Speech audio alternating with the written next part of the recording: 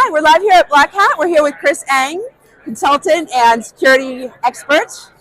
One of the things that we're doing is we're asking people what their thoughts are on AI, all the AI noise and hype, and then what are the role of humans going to be? Like, will AI replace humans? I sure hope not. That would be a very dystopian future. I hope we will avoid.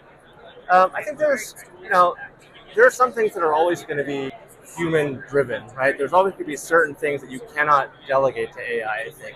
It could be things like legal accountability. There may be certain things that you don't want an agent to do because it's destructive, like it deletes something or it changes something that's irreversible.